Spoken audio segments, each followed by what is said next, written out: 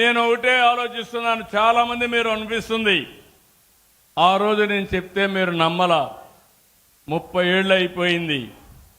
కానీ ఈరోజు మళ్ళీ నేను ఆలోచించే విధానం, ఈ 20 సంవత్సరాల్లో భారతదేశంలో నెంబర్ 1 రాష్ట్రం ఏదంటే దానికి చిరునామాగా ఆంధ్రప్రదేశ్ ఉంటుంది, ఈ స్టేట్ ఉంటుంది.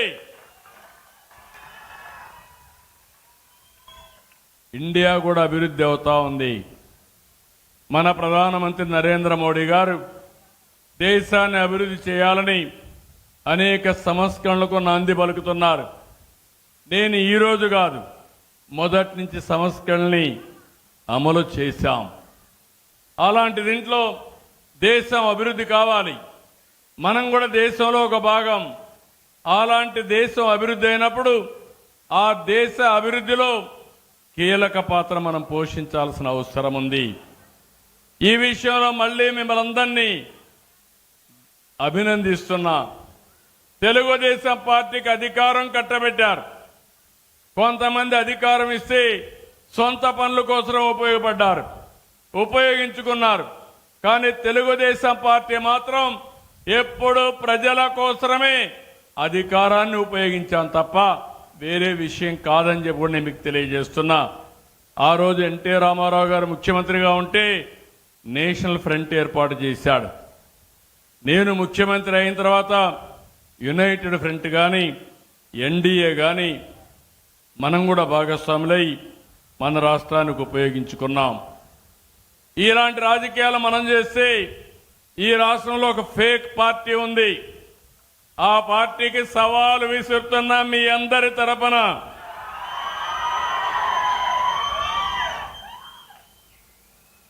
ఇప్పుడంతా కూడా బ్లూ మీడియా ఉంది. అవినీతితో ఒక పేపర్ పెట్టుకున్నారు, ఒక టీవీని పెట్టారు, అన్ని తప్పులే. మనం అవునంటే అడ్డంగా కాదంటారు. పేదవాడికి పింఛన్ ఇవ్వాలంటే నువ్వు చెప్పావు కాబట్టి ఇవ్వకూడదంటారు. మనం పోలవరం కడితే పోలవరాన్ని కూల్చేస్తారు. మనం అమరావతి ప్రజా రాజధాని అమరావతి ఉండాలని మనం ఆకాంక్షిస్తే ఈ అమరావతి ఎడారిని చేస్తామని ఎడారి చేస్తారు. మనం రోడ్లు వేస్తే రోడ్లన్నీ గుంతలు పెడతారు. అవునా కాదా అని అడుగుతున్నా. అలాంటి పార్టీకి నేను ఇచ్చే సవాల్ ఏంటంటే, మొన్నన్నారు సిద్ధం సిద్ధం అని ఎగిరిపడ్డారు. సూటిగా అడుగుతున్నా, అసెంబ్లీకి సిద్ధమా? 11 మంది ఉన్నారు. అసెంబ్లీకి రండి. ఎవరిది విధ్వంసమో, ఎవరిది అభివృద్ధో, ఎవరికి సంక్షేమ కార్యక్రమాలు చేసే సత్తా ఉందో చర్చించడానికి నేను సిద్ధంగా ఉన్నా.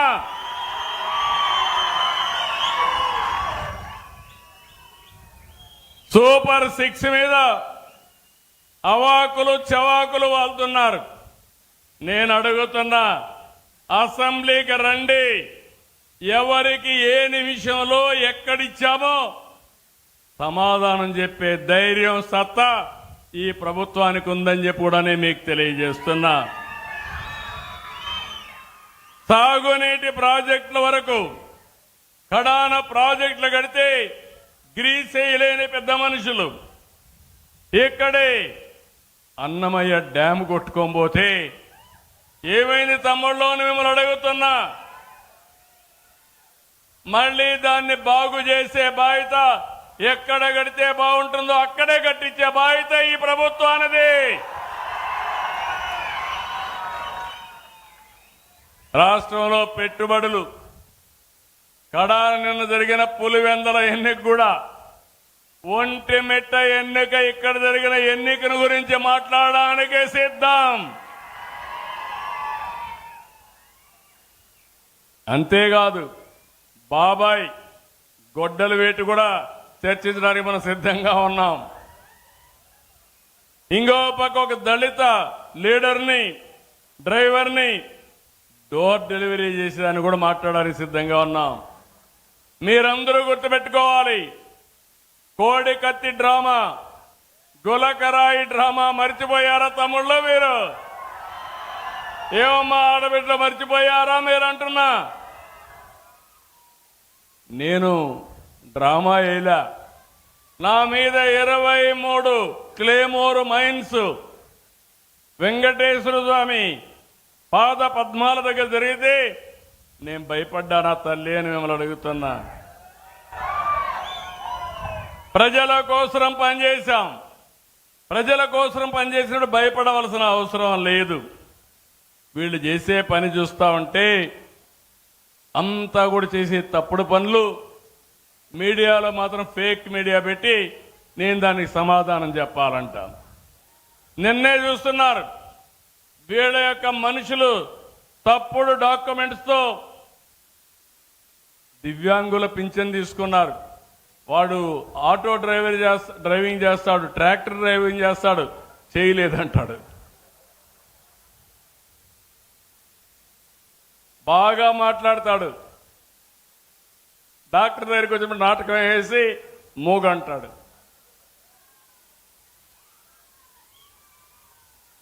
అలాంటి పార్టీ ఇది. చేతులుండే వాళ్ళకి వికలాంగులు పింఛను కావాలి, చేయలు లేవని మూగ బాగా మాట్లాడేవాడు మూగ అని డెమ్ అండ్ డెఫ్ అని పింఛన్లు తీసుకుని ప్రజల్ని మోసం చేయాలనుకుంటున్నారు. నేను ఒకటే చెప్తున్నా, ఈ నెలలో అందరికీ పింఛన్లు ఇచ్చాను. కానీ మీరు కూడా ఆలోచించండి, నాకు సోషల్ ఆడిట్ జరగాలి. ప్రజల సమక్షంలోనే అనర్హులుంటే ఇతను అనర్హుడు, తీసుకోవడానికి అర్హత లేదని చెప్పే ధైర్యం మీ అందరికీ రావాలి. చేస్తారా లేదా? నేను ఎవ్వరికి అన్యాయం చేయను, అర్హులందరికీ ఇస్తా. ఒకవేళ అర్హులు కానీ ఎవరన్నా ఇగ్నోర్ చేసినా రాజకీయ కారణాలతో నేను ఆమోదించను. ఇది నా గ్యారంటీ అని కూడా మరొక్కసారి మీ అందరికీ విజ్ఞప్తి చేస్తున్నా. అందుకనే నేను మిమ్మల్ని కోరేది, ఒకప్పుడు రాయలసీమ ఎక్కడ చూసినా ఫ్యాక్షన్లు, కడప జిల్లా ఒకప్పుడు చూశారు, అవునా? జ్ఞాపకం తల్లే మీకు? ముఠాకర్షలు జ్ఞాపకం ఉన్నాయి తమిళ్లో? రక్తం పారిన విషయం గుర్తుందా మీకు? ఆ రక్తం పారించిన ఈ రాయలసీమలో నీళ్లు బారించే సత్తా తెలుగుదేశం పార్టీకి, ఎన్డీఏకుంది.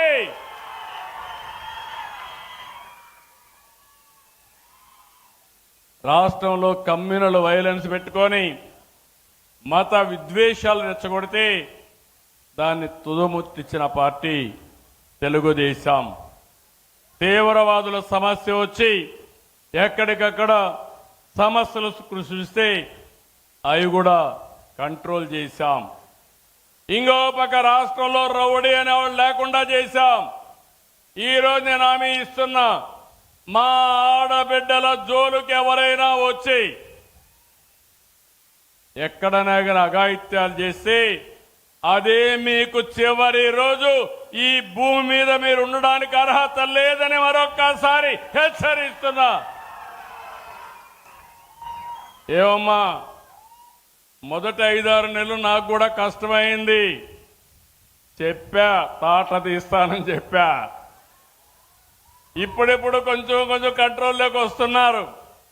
ఇంకా కూడా ఫేక్ వార్తలు పెట్టి మీరు చూశారు. ఎలాంటి వాళ్ళంటే, ఒక సింగయ్య వాళ్ళ కారు కింద పడతాడు, నా పోలీసులు చూస్తూ ఉంటారు. వాడిని హాస్పిటల్కి తీసుకుపోకపోతే తర్వాత పంపిస్తే మళ్ళా వాళ్ళని పిలిపించి మోసం చేసి వాళ్ళ వైఫ్ దగ్గర చెప్పిస్తారు అంబులెన్స్ చంపేశారంట.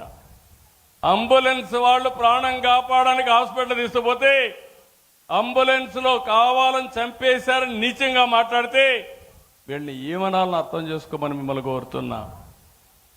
ఇంకో పక్కన రైతులు